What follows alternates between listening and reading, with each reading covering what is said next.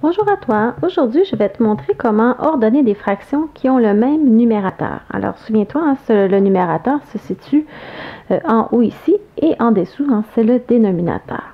Alors, ce qui est important de te rappeler, c'est que la fraction la plus grande, c'est celle qui va avoir le plus petit dénominateur et la plus petite fraction sera celle qui a le plus grand dénominateur. Alors, comment y arriver pour bien comprendre?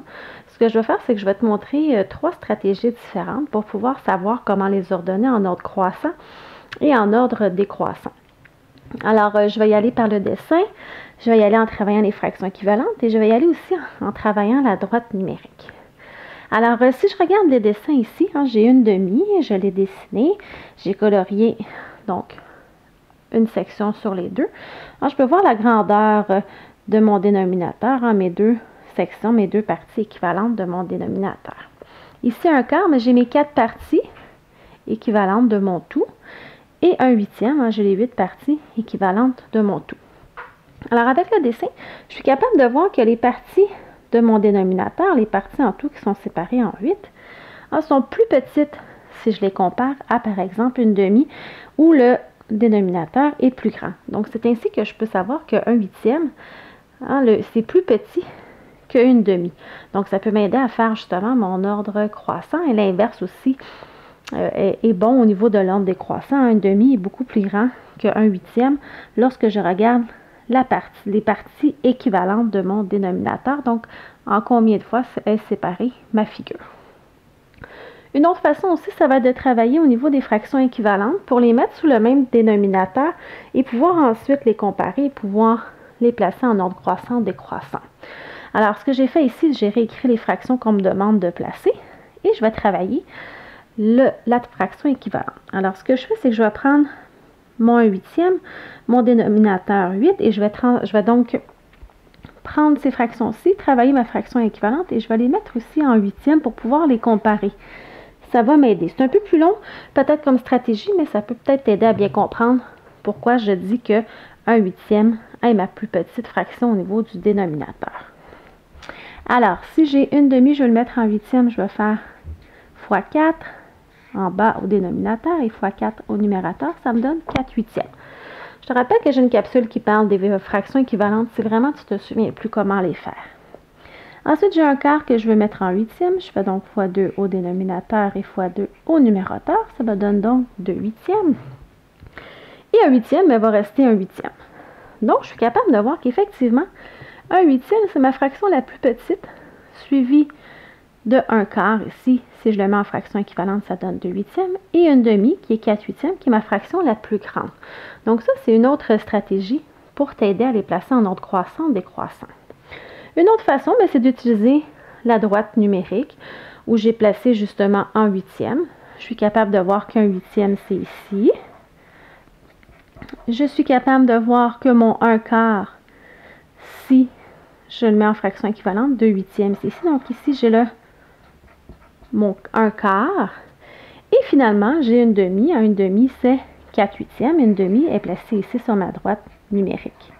Donc, je suis capable justement de dire que si je veux les placer en ordre croissant, je vais pouvoir dire un huitième, un quart, une demi. Et si je veux les placer en ordre décroissant, je vais commencer de celle qui est la plus à droite, la plus proche de mon entier. Alors, je vais dire une demi, en ordre décroissant, ensuite un quart et un huitième. Donc, justement, ça me permet ici de répondre à ma question. De les placer en ordre croissant. Donc, j'ai les mêmes fractions que nous avions, une demi, un quart et un huitième. Je suis donc capable de dire que en ordre croissant, je vais devoir placer un huitième en premier. Ensuite, je vais placer un quart et je vais placer une demi. C'est pour ça que je t'ai indiqué au début de ma capsule, comme quoi que le dénominateur, qui est le plus petit, c'est celui avec le plus grand chiffre au dénominateur. Et ma fraction au dénominateur qui est la plus grande, c'est celle avec le plus petit chiffre. Je vais faire un exemple avec toi, avec des nouvelles fractions, et cette fois-ci, on va me demander de le placer en ordre décroissant. Alors, j'ai ici 2 quarts, 2 douzièmes et 2 tiers. Alors, je peux utiliser soit le dessin, je pourrais utiliser les fractions équivalentes, la droite numérique pour essayer de m'aider à les placer en ordre décroissant.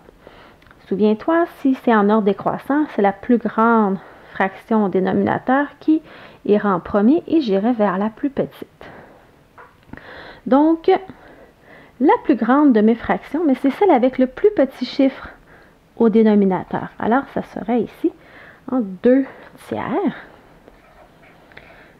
Ensuite, l'autre qui a le plus petit chiffre au dénominateur, mais qui représente la plus grande, soit en dessin, en fraction équivalente ou sur la droite numérique, serait 2 quarts.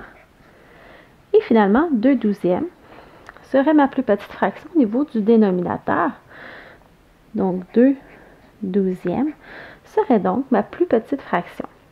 Même si 12 est un chiffre plus grand, si je fais mon dessin en douzièmes, mes parties équivalentes seront plus petites en dessin qu'en quart ou en tiers. Et si je travaillais aussi mes fractions équivalentes ou la droite numérique. Juste pour t'aider à bien comprendre, je vais te montrer en fractions équivalentes ce que ça donne. Alors, ce que je vais faire, c'est que je vais toutes les mettre en douzièmes parce que je peux bien, justement, les transformer en fractions équivalentes en douzièmes. Donc, 2 douzièmes reste 2 douzièmes. Et je peux facilement faire 2 quarts en douzièmes. 4 fois 3, ça fait 12. Je fais fois 3 ici. Ça me donne 6. Et je peux faire 2 tiers en douzième aussi. Ça se fait très bien. Je fais fois 4 au dénominateur, fois 4 au numérateur, ce qui me donne 8. Donc, je suis capable de dire justement que ma plus grande fraction ayant le même numérateur, si je regarde mon dénominateur, ça sera 2 tiers, qui est ma plus grande fraction, suivi de 2 quarts et ma plus petite, 2 douzièmes. Alors, j'espère que l'utilisation de ces 3 façons pourront t'aider à ordonner des fractions ayant le même numérateur, ce qui n'est pas toujours facile de faire. Alors, si tu prends le temps d'appliquer ces stratégies, ça t'aidera beaucoup à bien répondre à ces questions. Alors, n'oublie pas d'aimer ma publication et de t'abonner à ma chaîne YouTube.